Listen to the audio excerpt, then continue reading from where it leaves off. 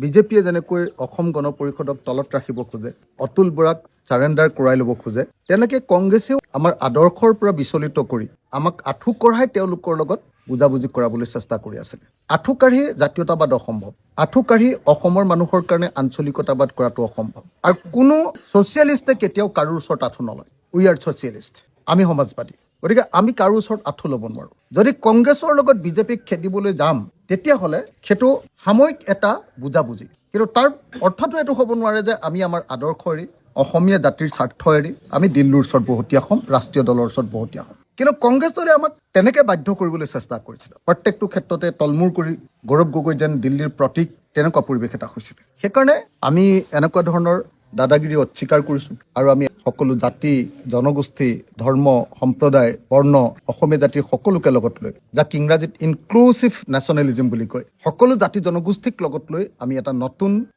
নতুনকৈ গঢ়ি উঠা উদীয়মান, উজ্জীৱিত এক নতুন জাতীয়তাবাদৰ ভেটি ৰচনা কৰিব খুজিছোঁ। সেইকাৰণে আমি আপোনালোকৰ সন্মুখত মোৰ ভনী জ্ঞানশ্ৰীক মৰিয়নীলৈ আগবঢ়াই দিছোঁ। মৰিয়নীৰ ৰাইজৰ সন্মুখত জ্ঞানশ্ৰীয়ে নিজৰ চাকৰি এৰি, কলেজৰ টিচাৰ, কলেজৰ প্ৰফেচাৰ চাকৰি এৰি তাই জাতীয়তাবাদ কৰিবলৈ আহিছে, অসমীয়া জাতিৰ কাৰণে কাম কৰিবলৈ আহিছে। মই যেনেকৈ বিধানসভাত অসমীয়া জাতিক প্ৰতিনিধিত্ব কৰি হিমন্ত বিশ্ব শৰ্মাক তছনছ কৰি দিওঁ, হিমন্ত বিশ্ব শৰ্মাৰ আগত বুঢ়া আঙুলি দেখুৱাই দিওঁ, আঙুলি টোৱাই ৰঙা চকু দেখুৱাই হিমন্ত বিশ্ব শৰ্মাক ধমকি দিওঁ, মোৰ লগত সহযোগিতা কৰিবৰ কাৰণে আৰু আমাৰ এই সংগ্ৰামখনক আৰু অধিক আগুৱাই লৈ যাবৰ কাৰণে জ্ঞানশ্ৰী বৰা আমাৰ দললৈ আহিছে। সেই জ্ঞানশ্ৰী বৰাক আমি এজন উৰুলি পুঙা মানুহৰ ঠাইত কোনো কাম কাজ নাই, কেৱল ফটো আমি, কোনো ডেভেলপমেণ্ট নাই, একোৱে নাই, অকল খালি ফটো আমি, অকল তুলনি বিয়া খোৱা, টকা 500 দিয়া, এইটোৱে তেওঁলোকৰ কাম। সেই মানুহজনৰ বিপৰীতে ৰূপজ্যোতি কুৰ্মীৰ সেই আচৰণৰ বিৰুদ্ধে প্ৰকৃত অসমীয়া জাতীয়তাবাদ গঢ়ি তুলিবৰ কাৰণে, সকলোকে সামৰি লোৱা অসমীয়া জাতিৰ এটা জাতীয়তাবাদী নতুন ট্ৰেণ্ড আনিবৰ কাৰণে আমি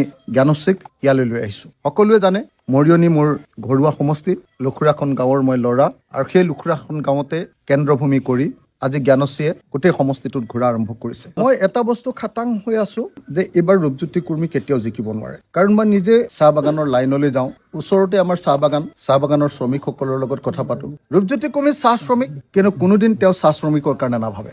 ৰূপজ্যোতি কুৰ্মীক যোৱা সময়খিনিত এটাই বস্তু দেখিছো যে তেওঁৰ মদৰ দোকানখন ডাঙৰ হৈছে, ধুনীয়া হৈছে। এই চিনামৰাত থকা যে একেবাৰে গ্লাছেৰে বনোৱা মদৰ দোকানখন, সেইখন ডাঙৰ হৈছে, সেইখন ধুনীয়া হৈছে। তেওঁ বিৰাটী মদৰ দোকানখন ডাঙৰ হৈছে। তাৰ বাহিৰেতো আমাৰ গাঁৱলৈ কোনো এখন গাঁৱলৈ নতুন এটাও ৰাস্তা নাহিলে। মই ক্লাছ 8ৰ পৰা ক্লাছ 10লৈকে চাইকেল মাৰি গৈছিলো খেমলাই হাইস্কুললৈ, লুখুৰাখন গাঁৱৰ পৰা। সেই তেতিয়াও ধুদৰ আলিটো ভগা আছিলে। ৰূপজ্যোতি কুৰ্মীৰ মাতৃ তেতিয়া ইয়াৰ বিধায়ক আছিলে, আৰু আজিৰ দিনটোতো সেই ধুদৰালিটো এতিয়ালৈকে ভাগি আছে। মাকে 15 বছৰ, পুতেকে 25 বছৰ, 40 বছৰ কুৰ্মী পৰিয়ালটোৱে শাসন কৰিছে আমাৰ ইয়াত। 40 বছৰ শাসন কৰাৰ পাছতো আমি দেখিবলৈ পাইছো যে এই সমষ্টিটোৰ কোনো উন্নতি নাই। মই 5 বছৰ শিৱসাগৰত MLA আছিলো, স্পেচিয়েল প্ৰজেক্ট আনিলো, ৰংঘৰ প্ৰকল্প, district stadium, circuit house, Brahmaputra নদীৰ খহনীয়া ৰোধ কৰিবৰ কাৰণে 205 কোটি টকাৰ বিশেষ প্ৰজেক্ট, টাই মিউজিয়াম, যমুনা চাফা কৰাৰ আঁচনি, সৌন্দৰ্যবৰ্ধন আঁচনি, এটাৰ পাছত আনটো প্ৰজেক্ট আনিলো। শিৱসাগৰ মহানগৰীখনৰ সকলো মানুহক খোৱা পানী যোগানৰ কাৰণে 70 কোটি টকাৰ প্ৰজেক্ট আনিছো। কিন্তু আপোনালোকে এটা প্ৰজেক্ট মোক দেখুৱাওকচোন মৰিয়নী সমষ্টিত, যোৱা